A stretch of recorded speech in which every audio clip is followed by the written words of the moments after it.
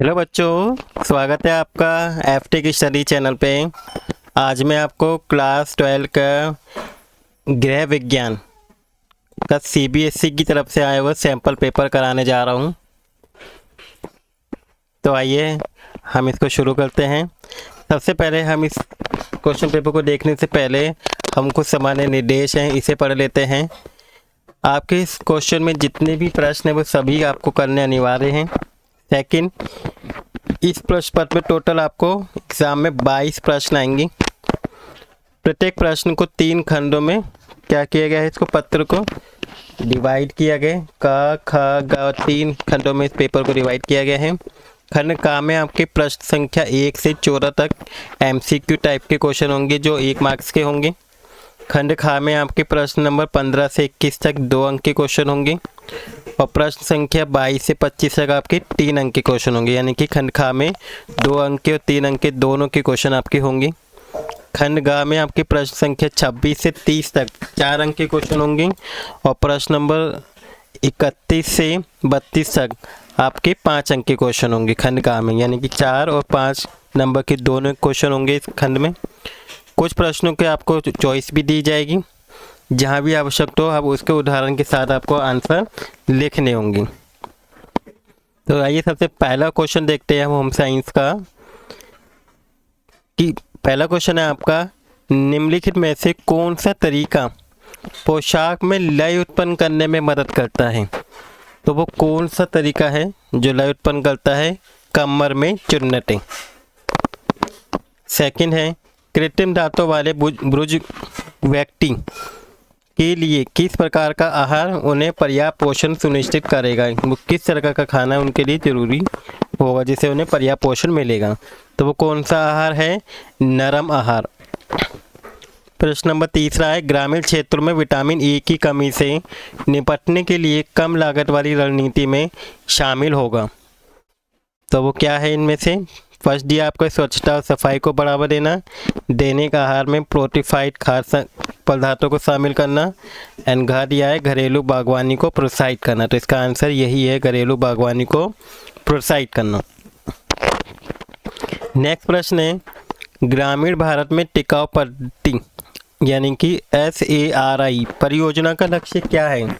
इस परियोजना का लक्ष्य है कि ई सेवाएं प्रदान करना के लिए टेली सेंटर को स्थापित करना। तो इसका आंसर खास सही है। इसके बाद आपका प्रश्न नंबर 5 आता है कि अतिथि चक्र के आगमन पूर्वावस्था में फ्रंट ऑफिस स्टाफ के लिए सबसे महत्वपूर्ण कार्य क्या है। तो जो सबसे महत्वपूर्ण कार्य क्या है, कमरे के आरक्षण और दरों की पुष्टि करना। इसका सही आंसर है। नेक्स्ट प्रश्न है कि निम्नलिखित में से अस्पताल की लॉन्ड्री की मुख्य विशेषता क्या है। अस्पताल की लॉन्ड्री की मुख्य विशेषता सफाई और विसंक्रमण है। प्रश्न नंबर 7 है, एक ऐसा मामला जिसमें विशेष सर्जरी की ज़रूरत होती है और जिसे जिला अस्पताल में प्रतिबंधित नहीं किया जा सकता, उसे किस अन्य सुविधा में भेजा जाता है। तो कौन सा स्वास्थ्य सेवा स्तर इस मामले को संभालेगा। तो वो कौन सा है, तृतीय स्तर है जो इसको संभालेगा। इसके बाद प्रश्न नंबर 8 है कि ISO 9000 गुणवत्ता के बारे में निम्नलिखित में से कौन सा सही है। दुनिया के सभी संगठनों के लिए जरूरी है, गलत है। पर्यावरण प्रबंधन मानकों पर ध्यान केंद्रित करना, ये भी गलत है। किसी संगठन की गुणवत्ता प्रबंधन से संबंधित है, ये सही आंसर है इसका। इसके बाद अगला प्रश्न है बच्चों, प्रश्न नंबर 9, सामुदायिक रेडियो की मुख्य विशेषता क्या है। तो जो सामुदायिक रेडियो उसकी विशेषता क्या है, स्थानीय बोलियों में संचार इसकी मुख्य विशेषता है। इसके बाद प्रश्न नंबर 10 है, जब एक प्री स्कूल शिक्षक दैनिक पाठकों में गायन और चित्रकारी को शामिल करता है तब राष्ट्रीय पाठ्यचर्या रूपरेखा का कौन सा मार्गदर्शक सिद्धांत परिलक्षित होता है। तो इसका आंसर क्या है, ख सीखने का आधार खेल। इसके प्रश्न नंबर 11 कि संसाधित खाद्य पदार्थों में कैलोरी की मात्रा कम करने के लिए उसमें डैश को मिलाया जाता है जिससे कैलोरी की मात्रा कम होती है। तो वो क्या है, कृत्रिम स्वीटनर इसका आंसर है। इसके बाद प्रश्न नंबर 12 है, सूची फर्स्ट एंड सूची सेकंड को क्या करनी है, आपकी मैचिंग करनी है। तो कार्यात्मक खाद्य पदार्थ ठीक है, इसकी मैचिंग किससे होगी? क्या है? विभिन्न रूप में पौधे वनस्पति को शामिल किया जाता है इसमें। चिकित्सक खाद्य पदार्थ में किसको शामिल करते हैं हम? आहार प्रबंधन के लिए डॉक्टर के पर्ची की आवश्यकता होती है। पादप रसायन कौन सा है? भोजन में मौजूद गैर पोषक तत्व। और प्रतिऑक्सीकारक क्या है? सुरक्षात्मक भूमिका निभाते हैं ये जो ऑक्सीकारक होते हैं। इसका ऑप्शन नंबर का सही आंसर है। इसके बाद प्रश्न नंबर 13 है आपका अभिकथन और कारण दिया हुआ है।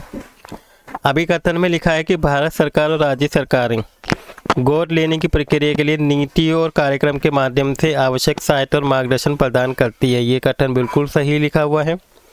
इसके कारण में बताया हुआ है कि भारत सरकार ने बच्चों के कल्याण और अधिकारों की रक्षा के लिए गोद लेने के लिए दिशा निर्देश स्थापित करने हेतु एक केंद्रीय एजेंसी केंद्रीय दत्तक ग्रहण रोकथाम प्राधिकरण का गठन किया है। तो जो रीज़न है वो इसका गलत दिया हुआ, यानी कि इसका ऑप्शन नंबर ग सही है, ए सही है और लेकिन आर गलत है। इसके बाद प्रश्न नंबर 14 है, ये भी आपका अभिकथन और कारण वाला है।